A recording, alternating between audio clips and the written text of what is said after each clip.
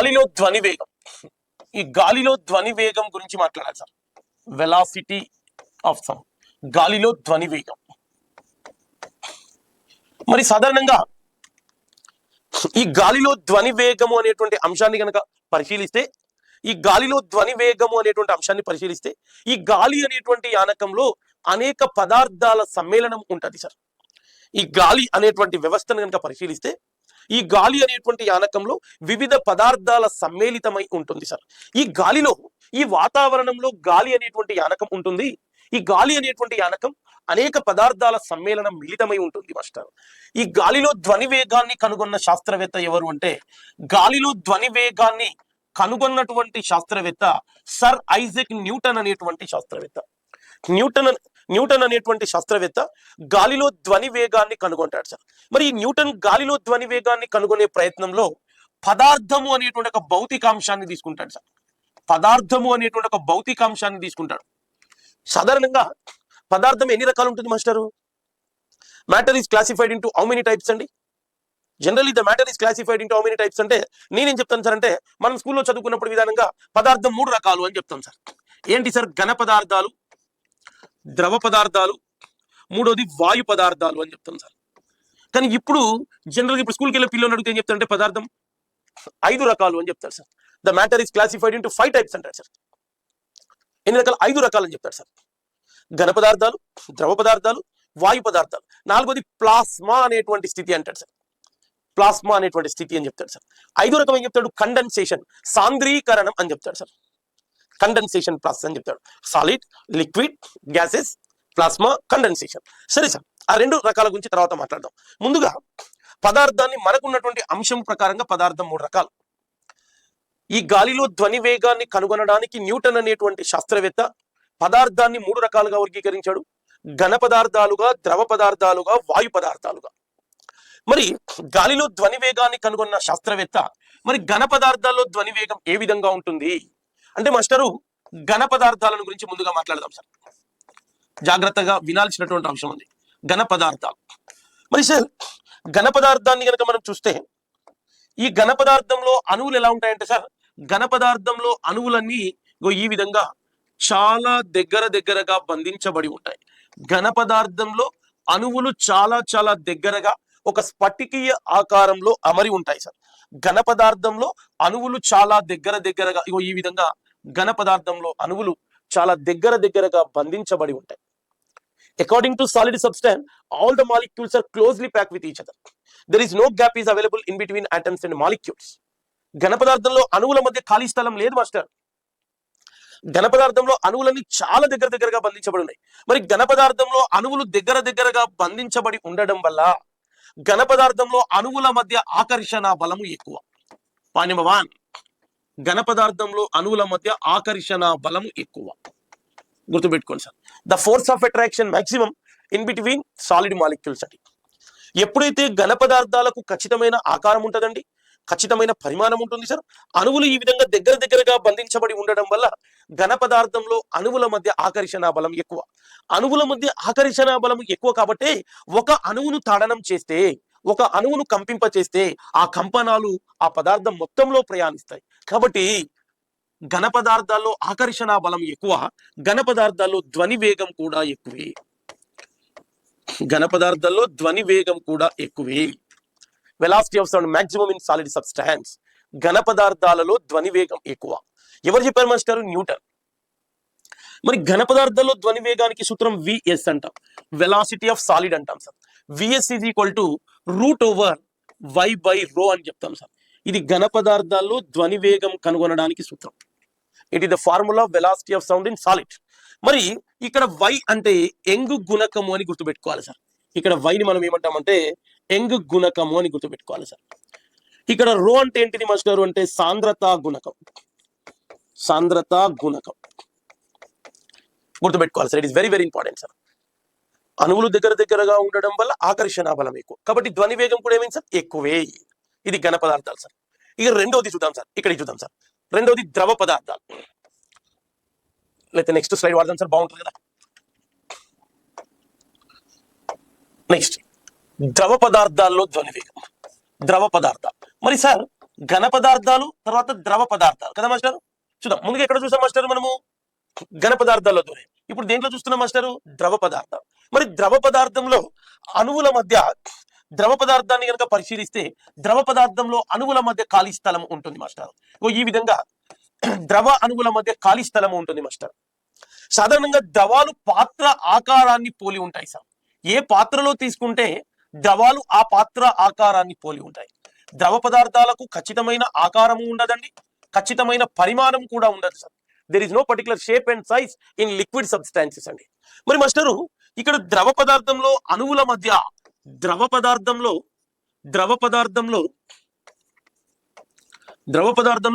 అణువుల మధ్య ఖాళీ స్థలం ఉంటుంది సార్. కాబట్టి అణువుల మధ్య ఖాళీ స్థలం ఉంది కాబట్టి ద్రవ పదార్థంలో ఆకర్షణ బలము తక్కువగా ఉంటుంది సార్. ఆకర్షణ బలం ఏమైతే సార్, ఆకర్షణ బలము తక్కువ.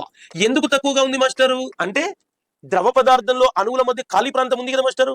ద్రవాలు ఘన పదార్థాల వల్ల దగ్గరగా లేవు, ఒకదానితో ఒకటి బంధించబడి లేవు. ఘన పదార్థాలకు ఆకర్షణ బలం ఎక్కువ. కారణం ఏంది, అణువులు దగ్గరగా బంధించబడి ఉండడం. మరి ద్రవాల దగ్గరికి వస్తే ఆకర్షణ బలం తక్కువ అనేటువంటి పాయింట్ చెప్తున్నాం. ఎందుకు తక్కువ సార్, ద్రవ పదార్థాల్లో అణువుల మధ్య ఖాళీ స్థలం ఉంది sir. The gap is available in between the liquid molecules అండి. ద్రవ పదార్థంలో అణువుల మధ్య ఖాళీ స్థలం ఉంది సార్. ద్రవ పదార్థాల్లో అణువుల మధ్య ఖాళీ స్థలం ఉంది కాబట్టి ఆకర్షణ బలం ఏమైంది, తగ్గింది సార్. కాబట్టి ద్రవ పదార్థాల్లో ధ్వని వేగం తక్కువ. ద్రవ పదార్థాల్లో ధ్వని వేగము తక్కువ. వేటితో పోల్చినప్పుడు తక్కువ, ఘన పదార్థాలతో పోల్చినప్పుడు తక్కువ. గుర్తుపెట్టుకోవాలి మాస్టర్, వెరీ వెరీ ఇంపార్టెంట్. వీటికి ఖచ్చితమైన ఆకారము ఉండదు సార్, ఖచ్చితమైన పరిమాణం కూడా ఉండదు సార్. ఇవి పాత్ర ఆకారాన్ని పోలి ఉంటాయి సార్, పాత్ర ఆకారంలో ఉంటాయి సార్. ఘన పదార్థాలకైతే ఖచ్చితమైన ఆకారం ఉంటుంది మాస్టర్. ఇక్కడ మీరు గమనించండి సార్, వీటికి ఖచ్చితమైన ఆకారం కనపడుతుంది మాస్టారు, వీటికి ఖచ్చితమైనటువంటి పరిమాణం కనపడుతుంది మాస్టారు.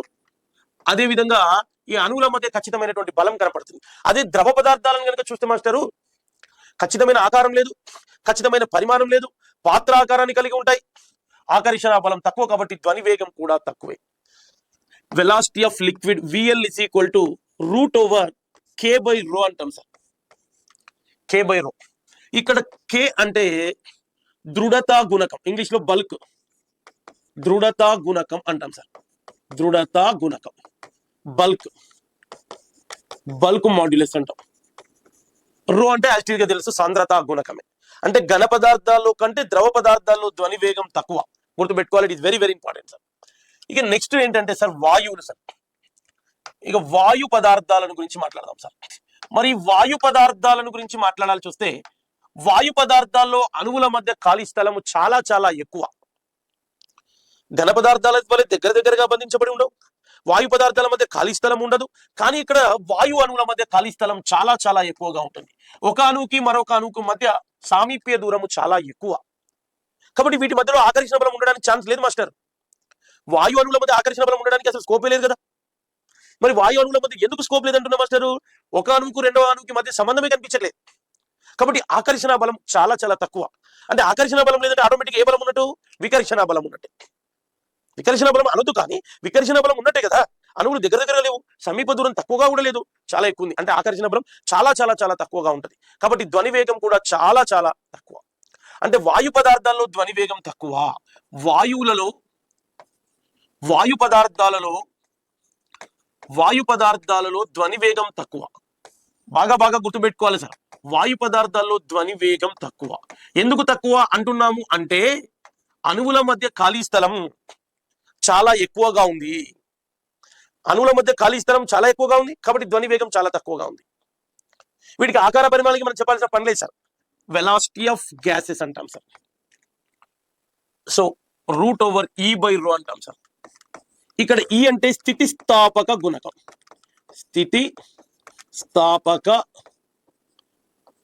స్థితిస్థాపక గుణకం బాగా గుర్తుపెట్టుకోండి. ఇక రో అంటే డెన్సిటీ, మనందరికీ తెలిసిందే సార్. రో అంటే సాంద్రతా గుణకం. Okay master, right master. అంటే ఇప్పుడు ఏ పదార్థాల్లో ధ్వని వేగం ఎక్కువ అని అర్థమైంది నీకు. ఘన పదార్థాల్లో ధ్వని వేగం VS అంటాం, ద్రవాలలో ధ్వని వేగాన్ని VL అను, వాయువులో ధ్వని వేగాన్ని VG అను. మాస్టర్ గుర్తుపెట్టుకోండి మాస్టర్, ఒక్కసారి గుర్తుంచుకోవాలి మాస్టర్. నేను చెప్పిన పాయింట్ ఏంటో చూద్దాం sir. VS velocity of solid, bit కూడా అడుగుతాను సార్. ఘన పదార్థాలలో ధ్వని వేగం, ఘన పదార్థాలు, ఇక్కడ నుంచి బిట్ వస్తుంది మాస్టర్, ప్లీజ్ మాస్టర్. ఘన పదార్థాలలో ధ్వని వేగం ఎక్కువ. ఘన పదార్థాల్లో ధ్వని వేగం ఎక్కువ. మరి లిక్విడ్స్ లో, గ్యాసెస్ లో తక్కువ ఉంటుంది. ఈ క్వశ్చన్ ఇలా ఇస్తాడు సార్ మీకు ఎగ్జామ్ లో. Which of the following statement is true అంటాడు. ఏమంటాడు? VS comma VL comma VG arrange the order అంటాడు సార్, లేకపోతే అరేంజ్ ది ఆర్డర్ అంటాడు. ఆప్షన్ ఏ చూడండి, VS greater than VL greater than or equal to VG. Option VS greater than VL greater than or equal to VG. Option C VS greater than VL greater than VG. Option D VS less than VL less than విజి. ఇది గతంలో examination bit sir. Master ఇక్కడ greater than ఉంది. VS అంటే ఘన పదార్థాలు, VL అంటే ద్రవ పదార్థాలు, విజి అంటే వాయు పదార్థాలు. విఎస్ ఘన పదార్థాల్లో గ్రేటర్ దాన్ అంటే విఎల్ కంటే పెద్దదని అర్థమైంది, కానీ ఇది ఓకే, ఇంతవరకు కరెక్టే. కానీ ఇక్కడ విఎల్ గ్రేటర్ దాన్ విజి ఓకే, కానీ కింద ఈజీ క్వాలిటీ ఇచ్చాడు. సమానం అవుతాయి లిక్విడ్ గ్యాసెస్ కావు కదా. తొందరలో సార్ చెప్పాడు కదా అని ముందు ఇది పెట్టుకోదండి. ఇక్కడికి వచ్చి ఇక్కడ కూడా ఈజీ క్వాలిటీ ఇచ్చాడు, ఇక్కడ కూడా ఈజీ క్వాలిటీ ఇచ్చాడు. ఇప్పుడు మన ఆన్సర్ ఏమేమి ఉండాలి అంటే మాస్టర్, మన ఆన్సర్ ఏమేంటంటే మాస్టర్ గుర్తుపెట్టుకోండి. ఇగో మన ఆన్సర్ ఇది మాస్టర్. అంటే ఏంటి సార్? విఎస్ గ్రేటర్ దాన్, బాగా గుర్తుపెట్టుకోండి, విఎల్ గ్రేటర్ దాన్ విజి. ఇది correct order sir. VS greater than VL, VL కంటే విఎస్ పెద్దది. విఎల్ గ్రేటర్ దాన్ విజి అంటే విజి కంటే విఎల్ పెద్దది. అంటే నీకు ఏమర్థమైంది మాస్టర్? ఘన పదార్థాల్లో ధ్వని వేగం ఎక్కువ, తర్వాత ద్రవ పదార్థాలు, తర్వాత వాయు పదార్థాలు. V S greater than V L greater than V G. ఈ గాలిలో ధ్వని వేగాన్ని మొత్తాన్ని ఎవరు ఆవిష్కరించారు? న్యూటన్ అనేటువంటి శాస్త్రవేత్త ఆవిష్కరించాడు. న్యూటన్ వివరణ ప్రకారం గాలిలో ధ్వని వేగం ఎంత అంటే, న్యూటన్ వివరణ ప్రకారం గాలిలో ధ్వని వేగం 330 మీటర్ పర్ సెకండ్. న్యూటన్ వివరణ ప్రకారం గాలిలో ధ్వని వేగం ఎంత అంటే 330 మీటర్ పర్ సెకండ్. గుర్తుపెట్టుకోండి సార్, ఎగ్జామినేషన్ బిట్. అప్పుడప్పుడు కొన్ని పుస్తకాల్లో మనకు 331 మీటర్ పర్ సెకండ్ కూడా ఇవ్వచ్చు సార్, కన్ఫ్యూజ్ కావద్దు, ఇది కూడా కరెక్టే. గాలిలో ధ్వని వేగం గుర్తుపెట్టుకోవాలి, కన్ఫ్యూజ్ కావద్దు sir. 330 metre per second, 330 metre per second, లేకపోతే 331 మీటర్ పర్ సెకండ్. కానీ 20 డిగ్రీ సెంటీగ్రేడ్ వద్ద గాలిలో ధ్వని వేగం అంటే 20 డిగ్రీ సెంటీగ్రేడ్ వద్ద గాలిలో ధ్వని వేగం అంటే 342 మీటర్ పర్ సెకండ్ అని గుర్తుపెట్టుకోండి. అంటే పదార్థంలోని అణువుల అమరికను బట్టి ధ్వని వేగము అనేది ఆధారపడుతుంది. ఘన పదార్థాల్లో అణువులు దగ్గరగా ఉన్నాయి మాస్టర్, ధ్వని వేగం ఎక్కువగా ఉంది. అంటే ఘన పదార్థాల్లో ఇనుము ఘన పదార్థమే, రాగి ఘన పదార్థమే, అల్యూమినియం ఘన పదార్థమే, గాజు ఘన పదార్థమే. కానీ అణువుల అమరికను బట్టి ధ్వని వేగాలు మారుతాయి సార్. అంటే ధ్వని వేగం పదార్థం యొక్క తీవ్రతను బట్టి, పదార్థం యొక్క శక్తిని బట్టి ఆధారపడి ఉంటది అని చెప్తాం. పదార్థం యొక్క శక్తిని బట్టి తడిగాలి ధ్వని వేగం ఎక్కువ, పొడిగాలి ధ్వని వేగం ఎక్కువ అంటాడు. 30 డిగ్రీ సెంటీగ్రేడ్ వద్ద తడిగాలి ధ్వని వేగం ఎక్కువ, పొడిగాలి. అంటే ఏం తీసుకోవాలి? ఆ ధ్వని ప్రయాణించే యానకం యొక్క శక్తిని, యానకం యొక్క తీవ్రతను బట్టి ధ్వని వేగాలు వివరించాలి.